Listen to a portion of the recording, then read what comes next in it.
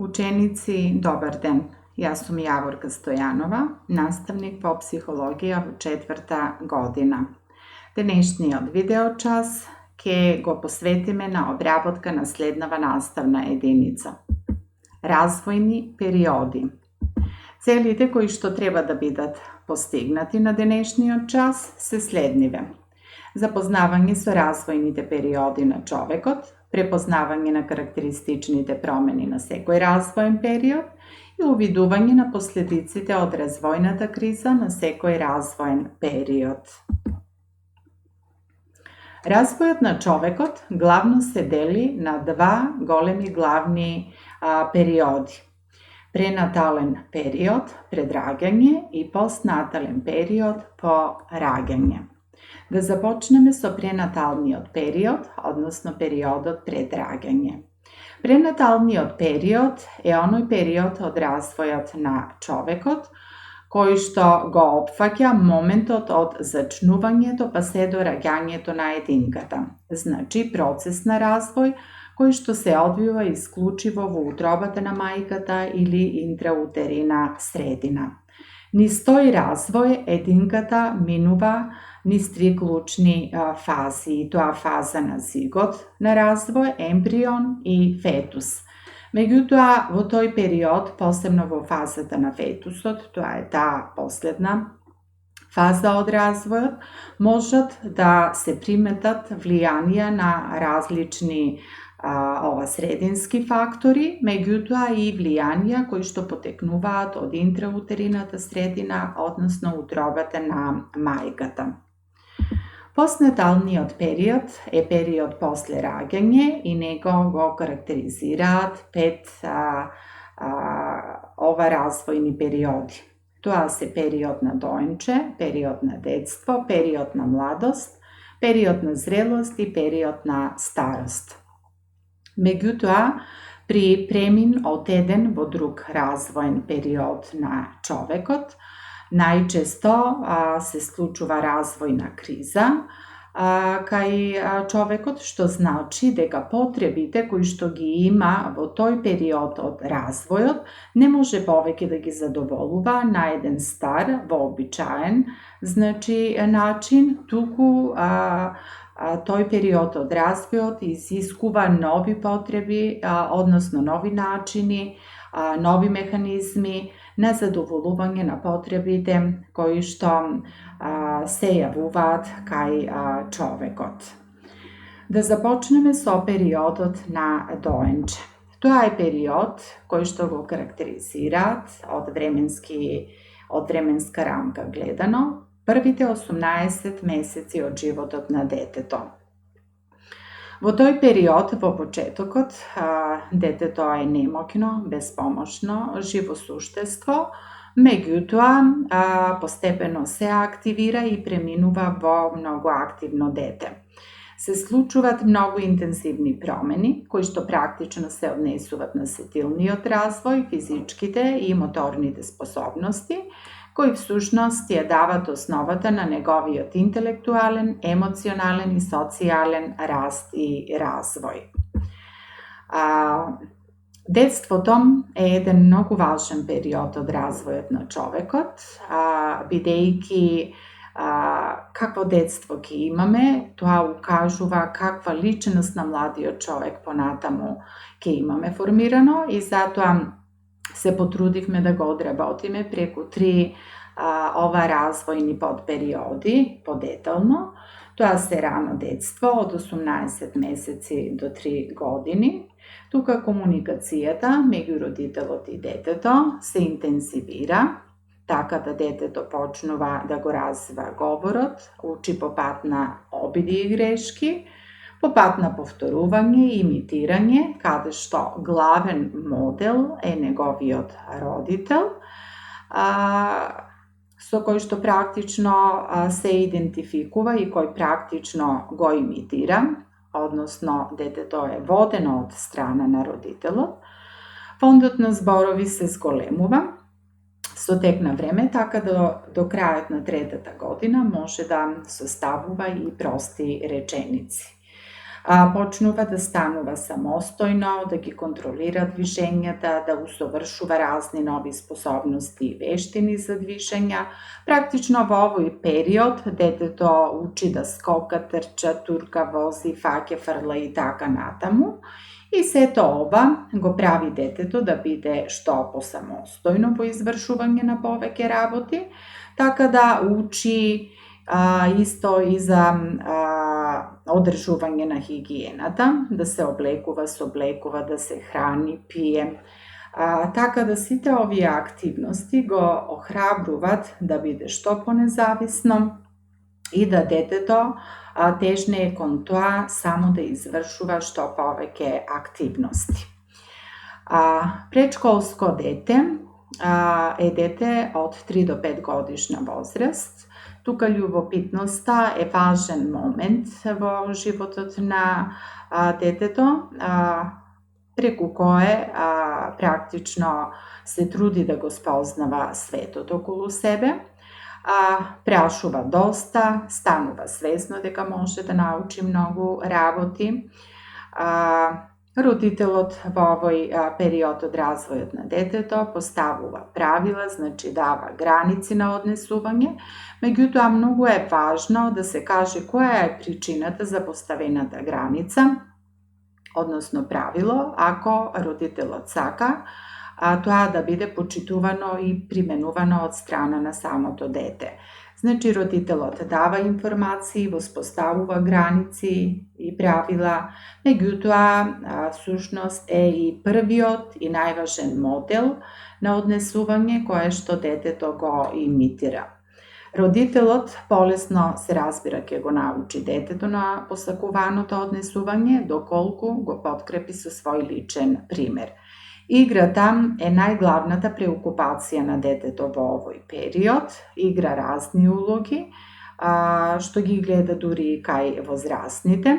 Низ играта детето е развива својата фантазија, така да со помош на неа се развива мозокот на детето, па затоа секој родител, независно од обврските што ги има, потребно е на своето дете секогаш да му обезбеди доволно време и простор за игра. Школско дете е дете од 6 до 12 годишна возраст. Во овој период детето тргнува на училиште, што е голема промена, крупна промена во животот не само на детето, туку всушност и на неговиот родител. Училиштето и врсниците стануваат доминантни фактори во развојот и животот на детето. Всушност, детето учи да се прилагодува на новините кои што ги носи училиштето, значи почитува нови авторитети, освен родителите, учи читање, пишување, учење нови поими, како и стекнување знаења од различни области. Со поаѓање во училиште добива поголема автономија, самостојност, односно детето учи постепено, на почетокот помалку, а потоа се повеќе да се дели од својот дом, односно од своите родители. Значи, излегува само, станува одговорно за своето однесување и се оспособува главно за решавање на проблемите и адаптацијата на новата средина, каде што клучен фактор е училиштето и врсниците. Период на младост. Овој период трае од 12 до 18 годишна возраст. Него го чинат исто така два важни подпериоди. Тоа се период на пубертет, кој уште се нарекува период на бури и стресови и трае од 12 до 15 години. Пубертетот практично представува почеток на адолесценцијата и него го карактеризираат интензивни физички промени, како и полово созревање. Младиот човек во овој период е несигурен, нестабилен, има колебливо однесување и формира некоја своја животна филозофија која честопати е субјективна и нелогична. Често пати Mladiот човек има негативистички став према родителите и средината која што го обкружува, па тоа доведува до конфликти со непосредното обкружување. Инаку, во одредени ситуации, младиот човек е третиран како дете, во други како возрастен, па тоа ствара уште поголема забуна кај него. И овој период се карактеризира со тоа што има интензивна потреба од дружење, посебно со врсниците во врсничките групи. Вториот период од младишкиот период е адолесценцијата, која уште се нарекува и период на зрелост и трае од 15 до 18 година.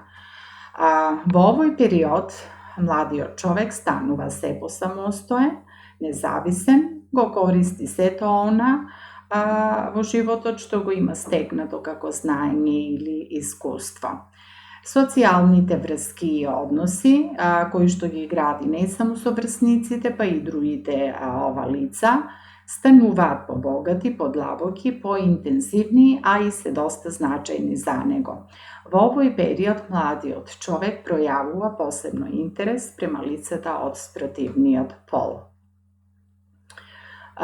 Тука настанува развојна транзиција од дете во возрасен човек, кој практично треба да биде одговорен за своите постапки и однесувања, како и последиците кои што ги носат истите со себе. Значи, формира своји идеали, има чувство на одговорност, самосвесност и го формира всушност својот идентитет. Период на зрелост трае од 20 до 65 годишна возраст. Од временска рамка гледано, ова е најдолгиот период во развојот на човекот.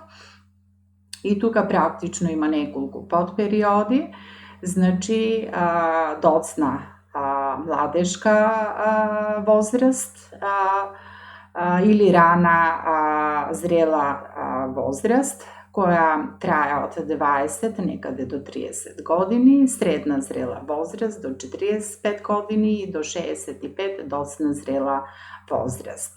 Всушност, овој период е период во кој човекот е општествено најпродуктивен. Значи, тука го заокружува своето образование, се развива професионално, вработува, формира семејство. Период која тежне кон постигнување зрелост од секој можен аспект, социјален, емоционален и најмногу придонесува за своето семејство и општеството од било кој аспект на делување. И последниот период од развојот на човекот, тоа е периодот на старост, кој трае од 65 години па натаму. Во овој период на старост практично доаѓа до намалување на интензитетот на активностите на виталните органи, опаѓање на способностите. Значи, ако во младишкиот период доаѓа до интензивирање на способностите, на активностите и функциите на виталните органи, сега во овој развоен период од човекот има развој по надолна линија, односно опаѓање на истите. Луѓето на ова возраст доживуваат разни здравствени проблеми, односно се оболуват од разни болести, меѓутоа сепак голем број стари луѓе остануваат и понатаму да бидат високо продуктивни до крајот на својот живот, кои пред се поддржувани од семејството и општеството и како резултат на своето богато животно искуство. Значи, можат да го надополнат намалувањето на активностите на виталните органи и опаѓањето на способностите. Например, постојат многу личности кои во овој период од својот живот креирале продукти кои што се од епохално значење, например, ете да го спомнеме Данте Алигиери, кој што е напишал Божествената комедија во последните години од животот, или Гете, кој го завршил Фауст токму во 80-тите години од сопствениот живот. Слободно можеме да кажеме дека старите луѓе, водени од своето богато животно искуство, поддршката која што им ја дават семејството и општеството, овозможуваат тој период од сопствениот развој да го живеат многу поедноставно, полесно, поквалитетно и поисполнето. Ученици, во однос на ова наставна единица, ова е се што треба да знаете. На крајот од презентацијата имате дадено 3 прашања, во однос на кои треба да дадете точен, односно соодветен одговор. Јас ви благодарам на вниманието и се надевам дека се гледаме во некоја следна видео прилика. До видување.